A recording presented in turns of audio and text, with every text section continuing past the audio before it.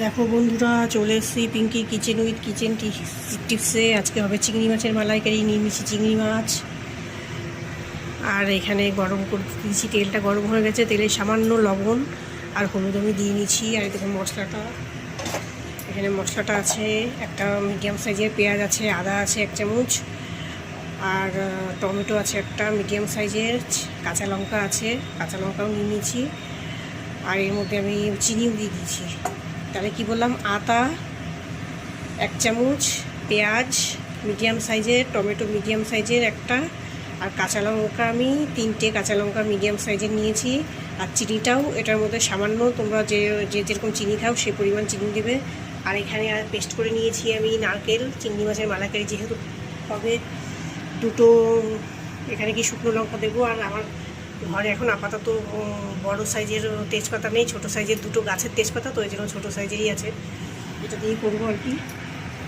চলো আমি আগে মাছগুলোকে ভেজে নিই।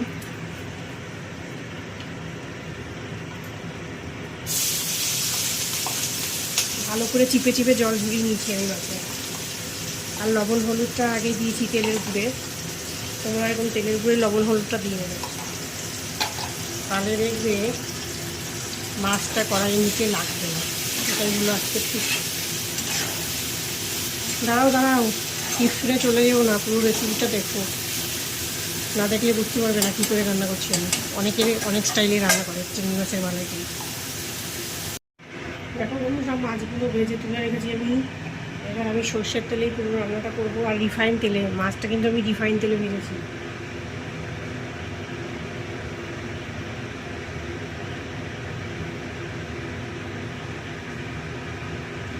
তেলটা কম দিলাম, যেহেতু ঘি লাগবে, ঘি দেবো, তাই তেলটা কম দিলাম।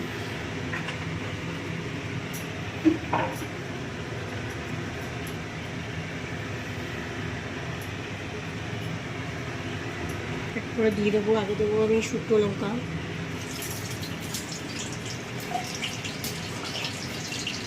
তারপরে দেবো আমি সামান্য, ওই দেখো সামান্য পরিমাণ গোটা জিরা,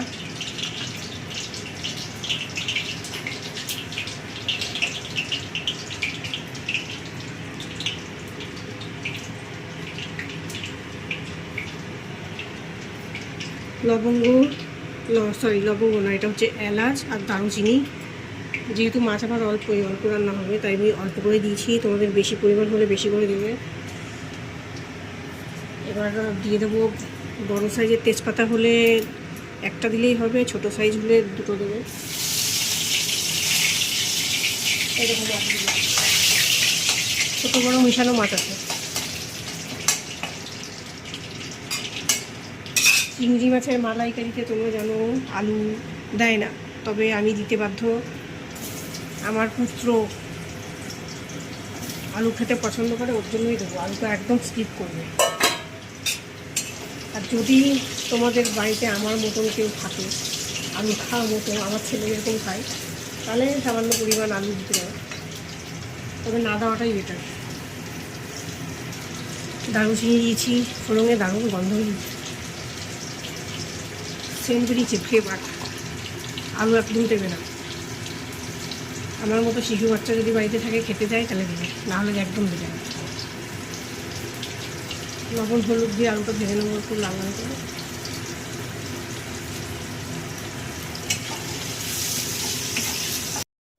দেখো বন্ধুরা, মশলাটা কী কী আছে বলেছি। এভাবে এখনও বাকি আছে, আর জিরাটা বাকি আছে, আর শুকনো লঙ্কা বাকি আছে, লবণ হলুদ বাকি আছে। এটা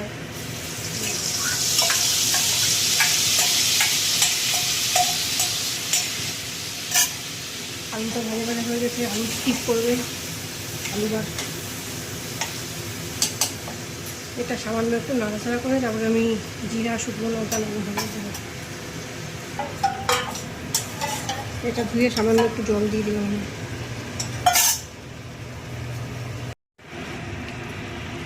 এই মশলাটা কাঁচা ছিল বলে হাত কষিয়ে নিয়েছি আমি। এবার দিয়ে দেবো, দেখো লঙ্কার গুঁড়ো বেশি দেবো না, আমরা বেশি ঝাল খাই না, তোমরা ঝাল বেশি খেলে দেবে। 1 চামচ লঙ্কার গুঁড়ো দিয়েছি।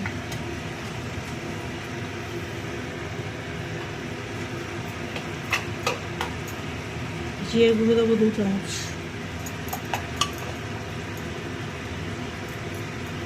চামচ পুরোপুরি হয়নি, তার জন্য একটু দিয়ে দিলাম।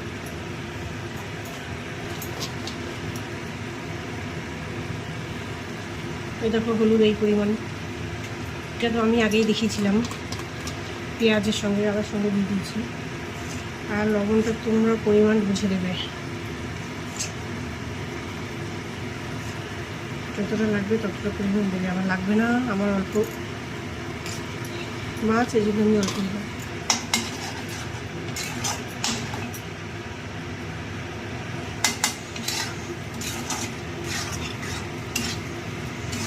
দেখো তেল বেরিয়ে এসছে, কষানো হয়ে গেছে। 1 চামচ পরিমাণ ঘিটা আমি কষানোতে দেবো, টেস্ট পাবে ভালো হবে।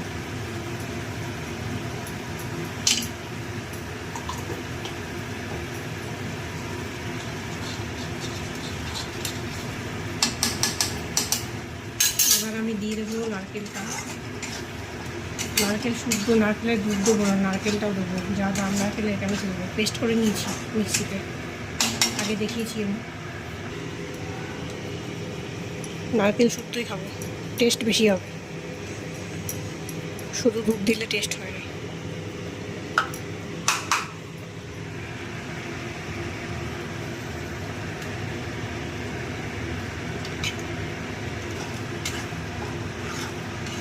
দেখেছো কালার এসছে, এদিক দিয়ে দেখো কালার এসছে।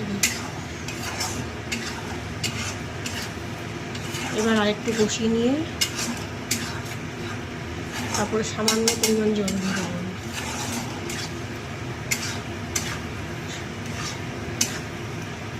চিংড়ি মাছটা দিয়ে দেবো, চিংড়ি মাছটা দিয়ে একটু নাড়াচাড়া করবো যাতে মশলাটা মাছের মধ্যে ঢোকে।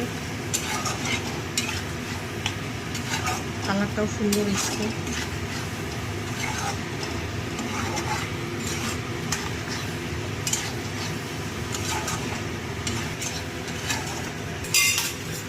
এবার দেখো এই যে সামান্য পরিমাণ জলটা আমি দিয়ে দেবো, সামান্য।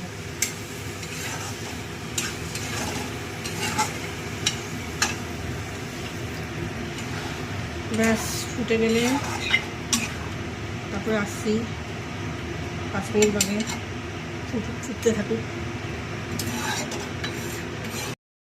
দেখো বন্ধুরা কষা কষা কালার এসছে, এই দেখো কত সুন্দর কালার এসছে। এই দেখো গরম মশলাটা দিয়ে দেবো আমি। ব্যাস রেডি আমার চিংড়ি মাছের মালাইকারি। সবাই ভালো থেকো, সুস্থ থেকো, টাটা বাই।